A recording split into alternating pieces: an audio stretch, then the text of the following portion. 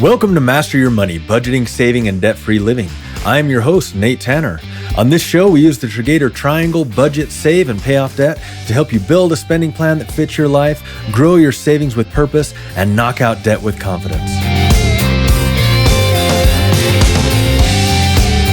Before we jump in, I want to take just a moment and acknowledge something.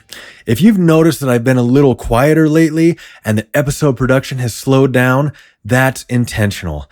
I've been spending a lot of time and energy behind the scenes getting the Triggator app ready, and I'm excited to say that we're nearing a full release. Coming early March, the Triggator app goes live, and once it does, we'll be able to get back into a more regular episode rhythm with even better tools, clarity, and support behind everything we talk about on this show. In the meantime, I just want to say thank you. Thank you for your patience. Thank you for following, and thank you for listening. Your support means more than you know, and I'm excited for what's ahead. Now, on to what we're going to talk about today. If you've opened the news lately or scrolled past a headline about rising balances, higher interest, or record-breaking debt, it can feel like standing in the middle of a storm. Everything is loud. Everything feels urgent. And when you're already carrying debt, that noise can trigger one of two reactions: panic or maybe even paralysis. Neither one helps you move forward.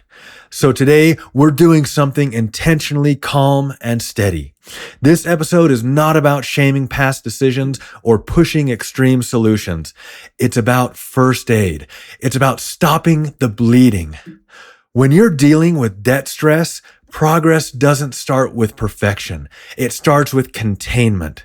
Think of it like getting control of a leak before you remodel the house. You don't need a miracle. You need traction. And traction begins with one powerful goal: no new debt. That single decision, no new debt, creates breathing room. It lowers stress, slows interest damage, and gives your paycheck spending plan a chance to actually work. According to a 2023 study from the Federal Reserve, households carrying revolving credit reported significantly higher financial stress, even when balances were stable.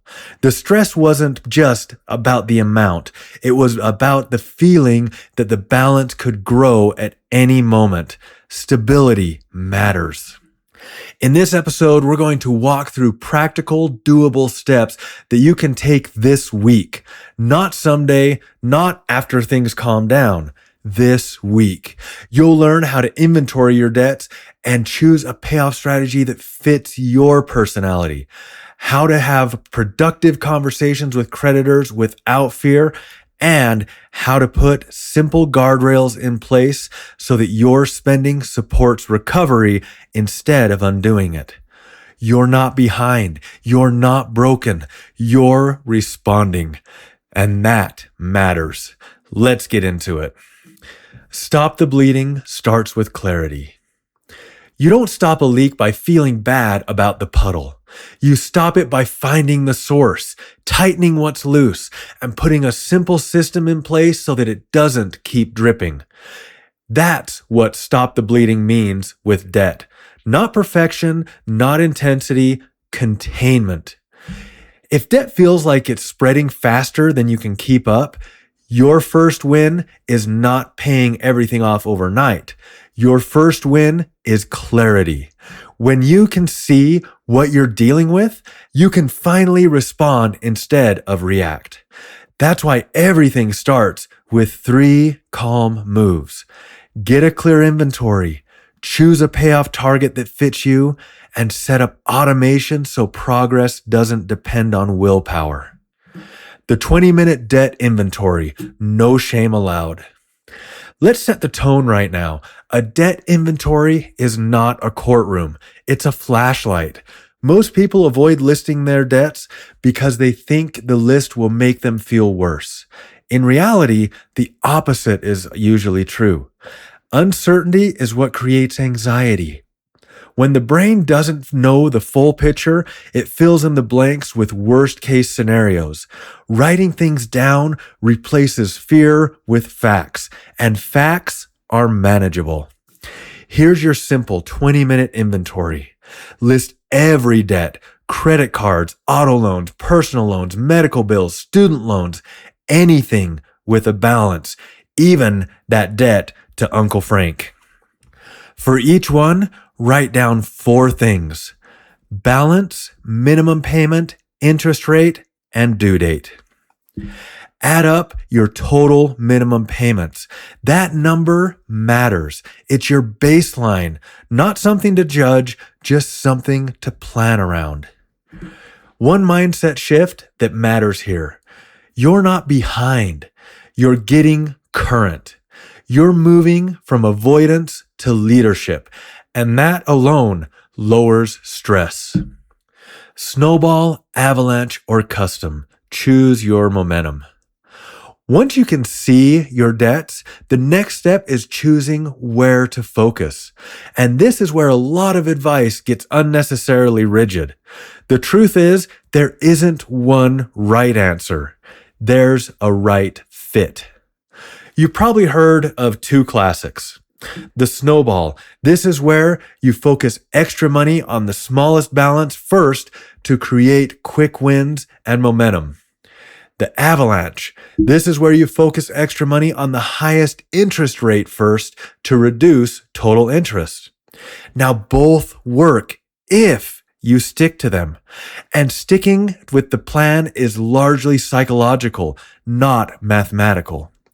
Research highlighted by the Kellogg School of Management in 2012 showed that people who closed accounts, even smaller ones, were more likely to eliminate their overall debt. Those visible wins mattered. Progress felt real.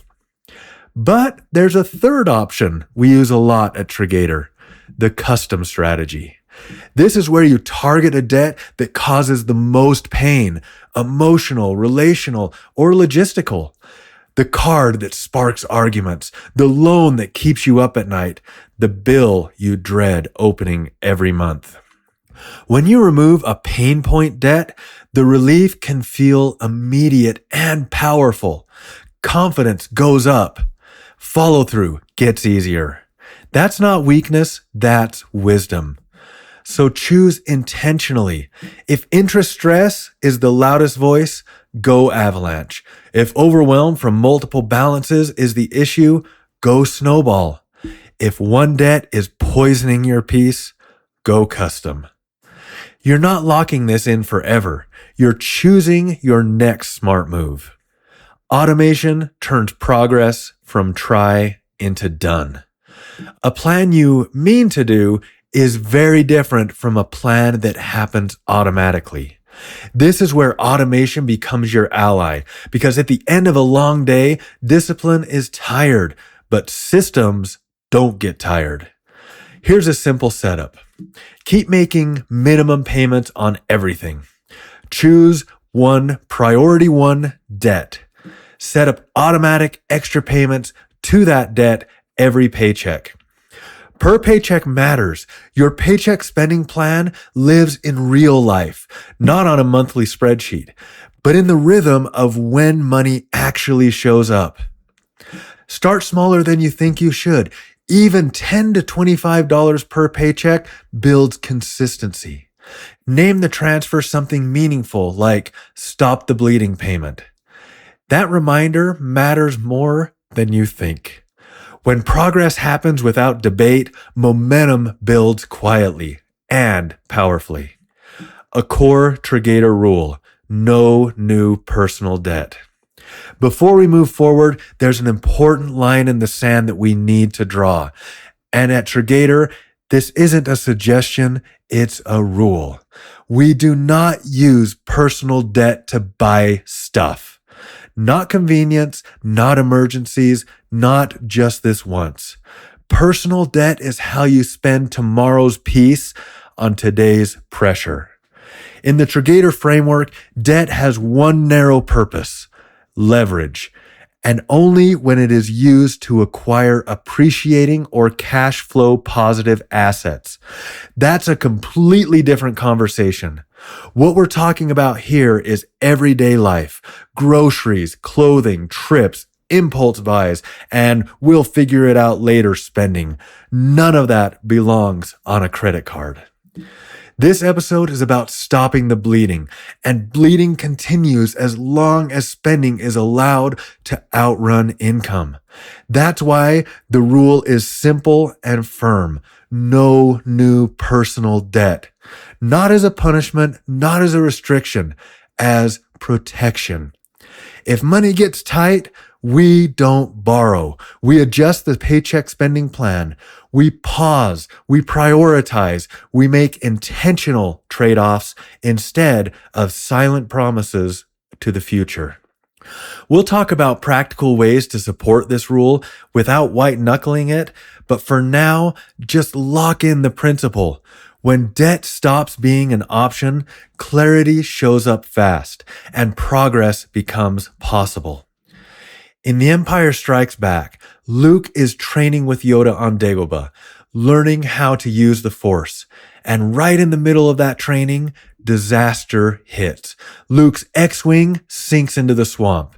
Yoda challenges Luke to use the Force to lift the ship out. Luke hesitates. He looks at the size of it, the weight of it, the impossibility of it. And with doubt already baked into his voice, he says, "All right, I'll try." That's when Yoda stops him cold. No, do or do not. There is no try. Yoda isn't saying effort doesn't matter. He's calling out the mindset. Try leaves room for an excuse. Try keeps one foot out the door. Luke has already decided the ship was too big, and that belief is exactly why he failed. Then Yoda lifts the X-Wing himself, calmly and completely, proving the point the limitation wasn't strength, it was commitment. That moment mirrors what happens with debt all the time. I'll try to pay extra. I'll try to stop using the card. I'll try to get serious next month. Trying keeps progress optional. Automation is how you move from try to do. When the payment happens automatically, when the plan executes without debate, when the system runs even on the hard days, that's commitment. That's belief made visible. Just like Luke, once you stop negotiating with the possibility of failure, progress becomes possible. So here's where you are now. You've brought clarity into the situation, chosen a payoff focus that fits your life, and started replacing intention with action. The bleeding slows when decisions become defaults. Next, we're going to talk about another powerful but underused move. Having calm, strategic conversations with creditors that can lower stress and interest faster than most people expect. Lower the pressure by calling your creditors. If debt feels like it's squeezing you from every angle, it's usually not just the balance. It's the pressure, high interest, late fees, minimums that barely move the needle. And here's the part most people don't realize.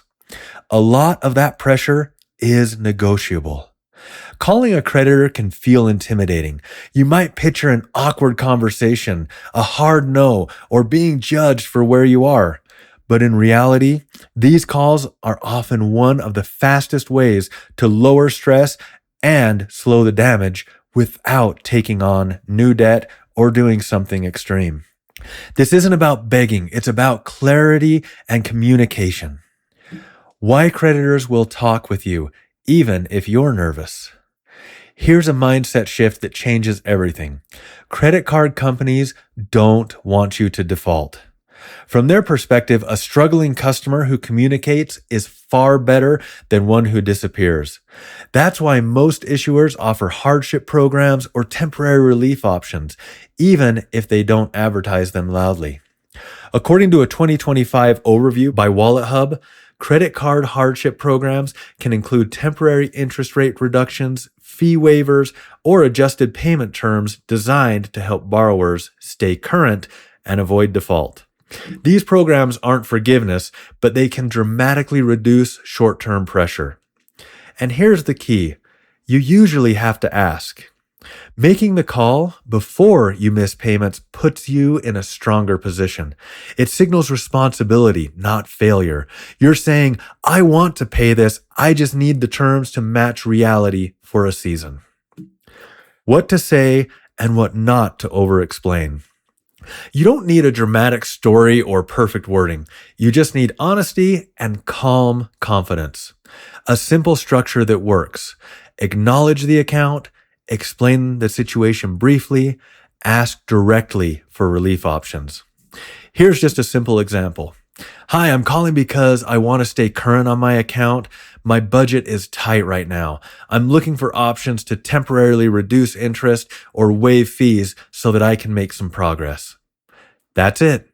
You want to make sure you avoid apologizing excessively, explaining every life detail, or committing to payments you can't realistically make. Hardship programs are temporary, often lasting a few months to a year, and they may include reduced APRs, waived late fees, or modified minimums. Forbes Advisor notes that these programs are often customized based on your situation and payment history, which is why calling directly is usually required. You're not asking for special treatment, you're asking for workable terms. So how does this fit into the Triggator triangle? This step directly supports the payoff debt side of the Triggator triangle. Lower interest means more of your payment goes to principal.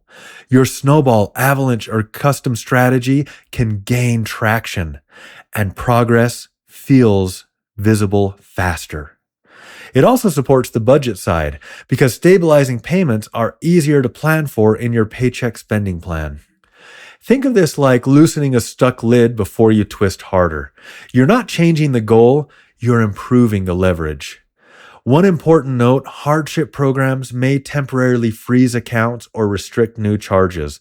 And that actually aligns perfectly with the Triggator philosophy. Personal debt is not a spending tool. Reduced access can be a feature, not a bug, while you are reclaiming control. What to prepare before you dial. A little preparation makes the call smoother and shorter. Before you call, know your current balance and interest rate. Know what you can realistically pay right now. Have your spending plan nearby.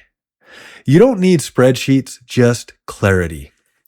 Be ready to ask about temporary APR reductions, fee waivers, modified minimum payments.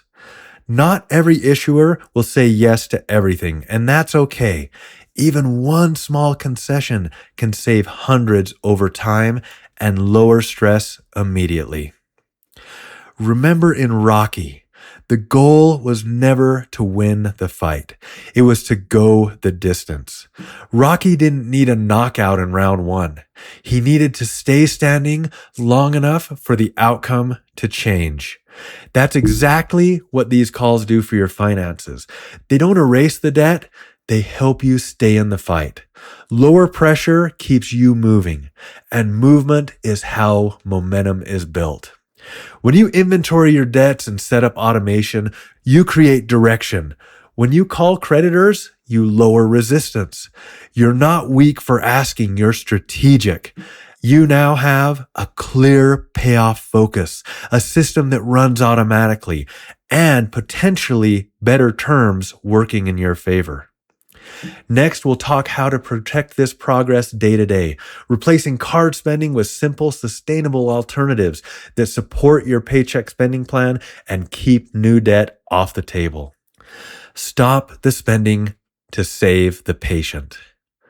When someone suffers a serious injury and is hemorrhaging, doctors don't start by talking about physical therapy or long-term wellness. They don't worry about rebuilding strength or optimizing performance. They stop the bleeding. Everything else comes later. That same logic applies when your money situation is in crisis. If your paycheck spending plan is bleeding cash and the only thing keeping it going is credit cards, payday loans, or short-term debt band-aids, the most loving and responsible move is not creativity, it's containment. Progress starts when spending stops outrunning income. When debt is the bandage, the wound is still open. A lot of people don't realize they're in financial trouble because the bills are getting paid, the lights are on, groceries are covered, life looks normal. But under the surface, the system is unsustainable. Using personal debt to cover everyday spending is like putting pressure on a wound without stitching it. It buys time, but it doesn't heal anything. In fact, it often makes the damage worse. According to behavioral finance research summarized by the American Psychological Association in 2022, financial stress increases significantly when people rely on unpredictable or revolving credits to cover routine expenses, even when income stays the same. Predictability lowers stress. Borrowing increases it. That's why Triggator is so clear on this point. Personal debt is not a spending tool. When spending exceeds income, the answer is never to borrow more. It's to adjust the plan. The hard part, stopping what's making it worse. Here's the honest truth. Sometimes the actions that stop financial bleeding hurt at first. In medicine, stopping a hemorrhage can involve pressure, stitches, and procedures that aren't comfortable, but they save the patient's life. Financially, stopping the bleeding might mean pausing non-essential spending, saying not right now to things that you are used to saying yes to, or changing habits that feel normal but are no longer sustainable. This isn't punishment, it's treatment. The goal isn't to live deprived, it's to stabilize. Once spending matches income again, your plan can actually support progress instead of quietly undoing it. Replacing swipe now with guardrails that protect you. Stopping the bleeding doesn't mean you stop living. It means you change the delivery system. Instead of relying on credit, you use debit with intentional limits. You use cash for categories that tend to drift, and you build friction where impulse used to live. Guardrails aren't about distrust. They're about protection. Just like a cast protects a broken bone while it heals, spending guardrails protect your paycheck spending plan while you regain control. That is where discipline turns into design. You're not relying on willpower. You're shaping behavior so the right choice is the easy one. Triggator rule applied. Income first, spending second. This is where the Triggator framework becomes non-negotiable. Money flows in this order. First, income arrives. Second, the paycheck spending plan assigns it. Third, spending follows the plan. Debt flips that order. It allows spending first and consequences later. And that's exactly what keeps the wound open. When you commit to no new personal debt, you force clarity. Decisions become sharper. Trade-offs become visible. And most importantly, your future stops paying for your present. You're not shrinking your life, you're protecting it. In cars, Lightning McQueen is fast, talented, and confident. But he keeps crashing because he won't slow down when it matters. It isn't until he learns restraint, control, and patience that he actually wins. That's the lesson here. Speed without stability leads to damage. Slowing down, even temporarily, is how you stay in the race. Stopping spending that doesn't fit your plan isn't failure, it's maturity. When doctors stop bleeding, the patient stabilizes. Breathing evens out. Heart rate slows. Only then can real healing begin. When you stop financial bleeding, stress drops, progress becomes measurable, and confidence returns. You've already done the hard work. You've faced the numbers. You've chosen a payoff strategy. You've lowered the pressure with creditors. And now you're protecting the system from further damage. That's not quitting, that's leadership.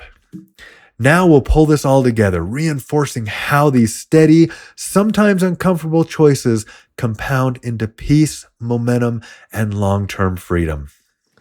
When someone is rushed to the ER with a critical injury, the medical team doesn't ask whether stopping the bleeding will be inconvenient or uncomfortable.